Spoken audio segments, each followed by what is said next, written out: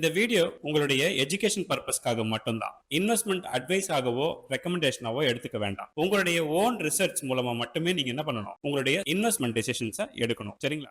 மக்கள் அனைவருக்கும் வணக்கம். இன்னைக்கு பைசா மாஸ்டர் தமிழ்ல நம்மளுடைய போர்ட்ஃபோலியோல எதிர்காலத்தில் நடக்க போகிற சில விஷயங்களை பற்றி அண்டர்ஸ்டாண்ட் பண்ணிக்கிறதுக்கும், இன்னைக்கு மார்க்கெட்டோட சுச்சுவேஷன் என்ன, இந்த ஈரானுடைய வாரில் என்ன மாதிரியான டெவலப்மெண்ட் இருக்குது அப்படிங்கிறதையும் நம்ம இன்னைக்கு கண்டிப்பாக பார்த்தாகணும் இல்லையா?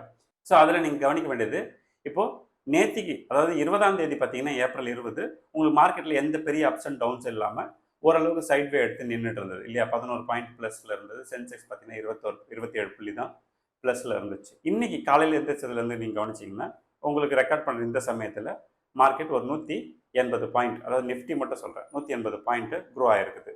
இந்த மாதிரி க்ரோ ஆகிட்டு இருக்கும்போது நம்மளோட மனநிலை எப்படி இருக்குங்கிறது பாருங்க. மார்க்கெட் வந்து கம்மியாக இருக்கும்போது நம்ம இன்வெஸ்ட் பண்ணியிருக்கலாமே, இப்போ நம்ம மிஸ் பண்ணிட்டோமே அப்படிங்கிற ஃபீலிங்கை கொடுக்கும். எப்பவுமே மார்க்கெட் வந்து வளரும் போது இந்த கிரீடினஸ் வரும், நம்ம நிறைய இன்வெஸ்ட் பண்ணணும் அப்படிங்கிறது.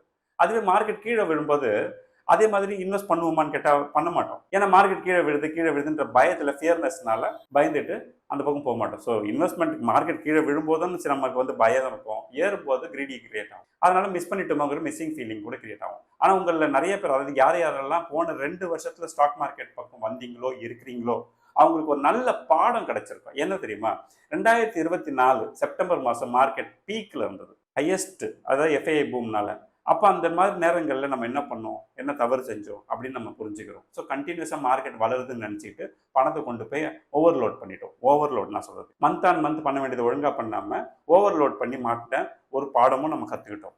அதே மாதிரி இப்போ வார் பேனிக் மாதிரியான சூழ்நிலைகள், இல்லை பேண்டமிக் ரெசெஷன் வரும்போது இந்த மாதிரி சூழ்நிலையும் நீங்கள் பார்த்துட்டீங்க இப்போ இல்லையா? இந்த சூழ்நிலையில் நான் உங்களுக்கு தொடர்ந்து என்ன சொல்லியிருந்தேன், பல்க் ஆக்ஷன் வந்து போடுறது எப்போவுமே கிரிடினஸ் வந்தாலும் சரி, ஃபியர்னஸ் வந்தாலும் சரி, நீங்கள் எப்பவுமே being as a good investor and smart investor நீங்கள் என்ன பண்ணக்கூடாது, ரியாக்டே ஆகக்கூடாது. மந்த் ஆன் மந்த் எப்பவும் போல் உங்களோட இன்வெஸ்ட்மெண்ட்டை கண்டினியூ பண்ணணும்னு சொல்லியிருக்கேன். ஸோ இந்த 2 பாடத்தையுமே இந்த 2 வருஷத்தில் உங்களுக்கு மார்க்கெட் கொடுத்துருக்கிறத வச்சு பார்க்கும்போது நீங்கள் இப்போ ஒரு பெஸ்ட் இன்வெஸ்டராகவும் ஸ்மார்ட் இன்வெஸ்டராகவும் உங்களோட மெச்சூரிட்டினஸ் வந்து வந்திருக்கு இல்லையா? நம்மளாம் கவனிக்காமல் விட்ட ஒரு சில விஷயம் என்னென்னா, லாஸ்ட் 1 மந்த்தே மார்க்கெட் பார்த்தீங்கன்னா உங்களுக்கு கிட்டத்தட்ட 7.5% வரைக்கும் க்ரோ ஆயிருக்கு. கண்ணுக்கு தெரியாமல் வார் நடக்குதுங்கிறாங்க, பிரச்சனை, பேச்சுவார்த்தை, என்னென்னமோ நடக்குது.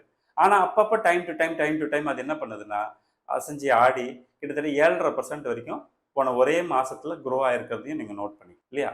அப்போ நம்ம இது இவ்வளோ ஏறிடுச்சு, இதை நம்ம வந்து கன்சிடர் பண்ணணுமா, இனிமேல் நம்ம இப்படி மிஸ் பண்ணிட்டோமே அப்படின்லாம் ஃபீல் பண்ணாதீங்க. உண்மை சொல்லணும்னா இது ஒரு ஆப்பர்ச்சுனிட்டி தான். நான் எப்பவுமே சொல்கிறேன், மார்ச் மாதத்தில் மார்க்கெட் வந்து எப்பவுமே உங்களுக்கு ஒன்றும் பெரிய அளவுக்கு க்ரோ ஆகாது அப்படின்னு.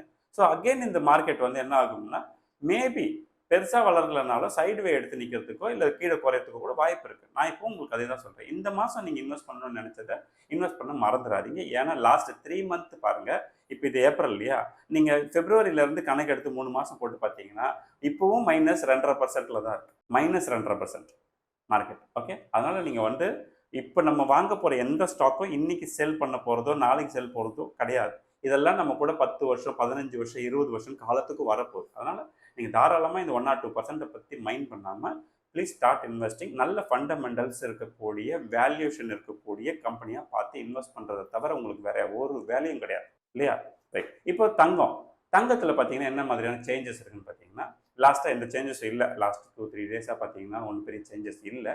ஆனால் சில்வர் மட்டும் ஒரு ₹5 குறைஞ்சிருக்கு. பட் ஓவரால் நீங்கள் பார்த்தீங்கன்னா லாஸ்ட் 10 டேஸில் தங்கம் வந்து 14,100 இருந்தது. 22 கேரட், நான் 916 பற்றி பேசுகிறேன். 14,100 இருந்தது, இப்போ வந்து 14,300 இருக்குது. ₹200 இன்க்ரீஸ் ஆயிருக்கு. அதே மாதிரி சில்வரும் எடுத்து பார்த்தீங்கன்னா நீங்கள் 265 இருந்தது 10 நாளுக்கு முன்னாடி, இப்போ 275 இருக்குது உங்கள் ஸ்க்ரீனில்.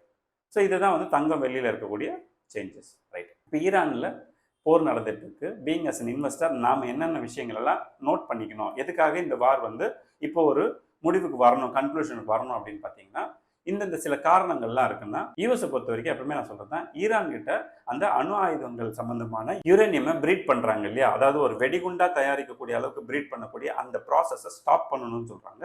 ஆனால் அவங்க என்ன சொன்னாங்க, தன்னுடைய ஓன் செக்யூரிட்டிக்கு அப்போ என்னதான் இருக்குன்னு ஒரு கேள்வி நடக்குது. இப்போ ஓரளவுக்கு ஈரான் இந்த வாரம் என்ன பண்றாங்கன்னா, முடிவுக்கு கொண்டு வரக்கூடாதா அப்படிங்கிற ஒரு நிலைக்கு வராங்க. நான் ஏற்கனவே சொல்லியிருக்கேன், ஈரான் வந்து பொதுவாக எப்பவுமே காலில் விழ மாட்டாங்கன்னு.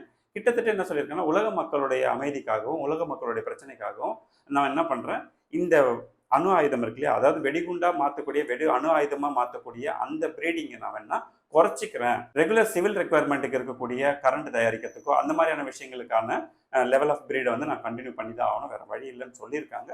பட் இதுவே ஒரு குட் சைன் தான் இந்த வார் வந்து முடிவுக்கு வரதுக்கு. கிட்டத்தட்ட ஈரானோட கழுத்தை வந்து அமெரிக்கா பிடிச்சிட்டாங்க அப்படிங்கிறது தான் ரியாலிட்டி. இப்போ இஸ்ரேலுக்கு என்ன பிரச்சனைன்னு பார்த்தீங்கன்னா, ஈரான் இந்த நடத்துகிறாங்க இல்லையா, ஹமாஸ் மூலமாக இஸ்ரேலுக்கு அப்பப்போ தொந்தரவு கொடுக்கறது, இந்த மாதிரி பிரச்சனைகளை கம்ப்ளீட்டாக ஸ்டாப் பண்ணணும், சும்மா நோண்டிக்கிட்டே இருக்கக்கூடாது அப்படின்னு இஸ்ரேல் விரும்புகிறாங்க. அது ஒரு இஷ்யூ இன்னும் ஸ்டில் பெண்டிங்காக இருக்குது. பட் அதுக்கும் இவங்க ஈரான் ஒத்துக்கிட்டாங்க அப்படின்னா ப்ராபபிளாக இது வந்து மாறத்துக்கு வாய்ப்பு இருக்குது. அடுத்தது உங்களுக்கு இந்தியா, உங்களுக்கு தெரியும் எப்போவுமே வந்து நியூட்ரல் ஸ்டாண்டு தான், அதே தான் இங்கேயும் போயிட்டுருக்கு. இந்தியா தன்னுடைய எதிர்ப்பை தெரிவித்ததை பற்றி கூட நம்ம பேசணும். ஒரு ஃப்ரெண்ட்லியான எதிர்ப்பாக தான் அது இருந்தது. ரஷ்யா மூலமாக இந்தியாவோட வாய்ஸ் ஈரானுக்கு கொடுக்கப்பட்டிருக்குங்கிறதுமே ஒரு முக்கியமான பாயிண்ட்டு. ஏன்னா நம்ம நேரடியாக அதில் பார்ட்டிசிபேட் பண்ணலை. ஆனாலும் கூட ரஷ்யா அவங்ககிட்ட ஈரான் கிட்ட பேசும்போது நான் உங்களுக்கு சொன்னேன், முக்கியமான 2 நண்பர்கள் ஈரானோட நண்பர்கள் பேசுகிறாங்கன்னா எதனா ஒரு பெனிஃபிட் நடக்கும்னு. அதே மாதிரி இந்த சிக்னல் இப்போ கிடச்சிருக்கிறது உங்கள் எல்லாருக்குமே ஒரு ஆறுதலான விஷயம். பட் மார்க்கெட் வந்து வளர போகுதுங்கிறதுனால நீங்கள் எப்போவுமே பேனிக் ஆகாதீங்க. வளர்ந்தாலும் சரி இறங்கினாலும் சரி யூஸ் பண்ணிக்கோங்க இந்த ஆப்பர்ச்சுனிட்டிஸ், அவ்வளோதான். கண்டினியூ பண்ணுங்கள், உங்களுக்கு ஒன்றும் பெரிய இஷ்யூஸ்லாம் இல்லை. இப்போது நம்மளோட க்ரூட் ஆயில் ரிசர்வ், அதாவது எஸ்பிஆர் சொல்கிறோம் இல்லையா, அது பார்த்தீங்கன்னா கிட்டத்தட்ட 64% இருக்குது. இந்த 64%ங்கிறது போதுமானது. இன்னுமே கமர்ஷியலோடு சேர்த்து பார்க்கும்போது 25 டேஸ்க்கு உண்டான பெட்ரோல் வந்து க்ரூட் ஆயில் நம்மகிட்ட இன்னும் ஸ்டாக் இருக்குது, பயப்பட தேவையில்ல. ஆல்ரெடி நான் சொல்லியிருக்கேன், வார் வந்து கிட்டத்தட்ட பாசிட்டிவ் சிக்னல் நோக்கி நகர ஆரம்பிச்சிருச்சு அப்படின்ட்டு. ஸோ அதனால் இதெல்லாம் நார்மலைஸ் ஆகிடும். ஓகேங்களா? இப்போ நம்மளுடைய ட்ரேட் டெபிசிட்டுமே வந்து இப்போதைக்கு நம்ம எக்ஸ்போர்ட் வந்து கம்மியாக தான் இருக்குது. அதனால் இது உடனேலாம் மாறும் அப்படின்னா நான் சொல்லலை. பட் ஸ்டில் டெபிசிட் இருக்கா அப்படின்னு கேட்டிங்கன்னா டெபிசிட் இருக்குது. பட் யூஎஸோட கம்பேர் பண்ணும்போது யூஎஸோட எக்ஸ்போர்ட் அதிகம், நமக்கு இம்போர்ட்டோட எக்ஸ்போர்ட் அதிகம். பட் அதர் கண்ட்ரிஸோட கம்பேர் பண்ணும்போது முக்கியமாக ரஷ்யா, ஓகே, ரஷ்யாவில் நம்ம அதிகமாக இம்போர்ட் பண்ணுறோம், சைனாவில் நிறைய இம்போர்ட் பண்ணுறோம். இதெல்லாம் நம்ம வந்து தவிர்க்கிறதே இல்லை. உங்களுக்கு ஐடி, மெட்டல்ஸு, அப்புறம் இந்த ஈவன் பெட்ரோல் ப்ராடக்ட்ஸ் கூட வந்து இந்த 2 நாளாக உங்களுக்கு குறைகிற மாதிரி தெரியும், எனர்ஜி ஸ்டாக்ஸ் கூட. ஆனால் அது ஆல்ரெடி தேவையான அளவுக்கு உயர்ந்திருந்ததுனால இப்போ கொஞ்சம் குறையிற மாதிரி தெரியும். அதெல்லாம் பார்க்க வேண்டாம், ஃப்ரீயாக விடுங்க. பிஎஸ்யூ பேங்க்ஸ் வந்து இப்போ கொஞ்சம் பாசிட்டிவாக தெரியுது. அடுத்தது மீடியா, இதெல்லாம் கொஞ்சம், பட் இதெல்லாம் செக்டார் வைஸ் தானே தவிர நம்ம இதையெல்லாம் வந்து பெருசாக எடுத்துக்க வேண்டாம். நீங்கள் வந்து இன்வெஸ்ட்மெண்ட்டை கண்டினியூ பண்ணுங்கள். உங்கள் ஸ்டாக், எக்ஸிஸ்டிங் ஸ்டாக்கை டாப் அப் பண்ணுற பழக்கத்துக்குள்ளே வாங்க, அதுதான் ரொம்ப முக்கியம் இல்லையா? ஸோ இப்போ மார்க்கெட்டில் ஸ்டாக்கும் ஏறுது, கோல்டும் ஏறுதுன்னா நீங்கள் ஒரு விஷயம் புரிஞ்சுங்க, மார்க்கெட் நார்மலைஸ் ஆகிறதுக்கான முயற்சிகளில் இருக்குது அப்படின்னு. பட் 95% இந்த வார் வந்து முடிவுக்கு வந்ததாக அர்த்தம். வெரி ரேர்லி 5% எங்கேயாவது ட்ரிகர் ஆச்சுன்னா மட்டும்தான் ப்ராப்ளமே தவிர, பட் 2 பக்கமும், அதான் நான் சொல்கிறது, 4 பக்கமுமே இந்த வார முடிவுக்கு கொண்டு வர வேண்டிய சூழ்நிலையும் சிக்னலும் ஸோ பாசிட்டிவான சைனுங்கிறது சொல்லி இந்த வீடியோ கன்க்ளூட் பண்ணுவோம். எனிவே, கம்யூனிட்டியில் நிறைய பேர் ஜாயின் பண்ணியிருக்கீங்க. ஜாயின் பண்ண அத்தனை பேருமே லிங்க் க்ரெடென்ஷியல்ஸ் வந்துருச்சு. டெமோ யாருக்கா வரலன்னா ப்ளீஸ் வாட்ஸ்அப் பண்ணுங்கள், உங்களுக்கு டெமோவும் நான் கொடுத்துட்றேன், சரிங்களா? ஸோ ஃபர்தராக கம்யூனிட்டியில் ஜாயின் பண்ணாமல் இன்னும் நீங்கள் வெயிட் பண்ணிகிட்டே இருக்கீங்களா? ப்ளீஸ் டைம் வேஸ்ட் பண்ணாதீங்க. இம்மீடியட்டாக டிஸ்கிரிப்ஷனில் இருக்க லிங்க்கை கிளிக் பண்ணி ஒரு ஃபார்ம் ஃபில் பண்ணுங்கள்.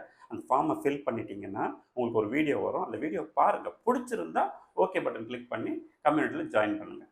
ஓகே? ஸோ நான் எப்போவுமே சொல்கிறது தான், ஃப்ரெண்ட்ஸ் அண்ட் ஃபேமிலிக்கு காசு பணம் கொடுக்குறது விட இந்த மாதிரி நல்ல இன்வெஸ்ட்மெண்ட்ஸ் ஐடியாஸ் கொடுங்க. அவங்க வாழ்க்கையில் என்ன வருவாங்க, பெஸ்ட்டாக வருவாங்க இல்லையா? எனிவே, அடுத்த ஒரு இன்ட்ரெஸ்டிங்கான வீடியோவில் சந்திப்போம். நன்றி, வணக்கம்.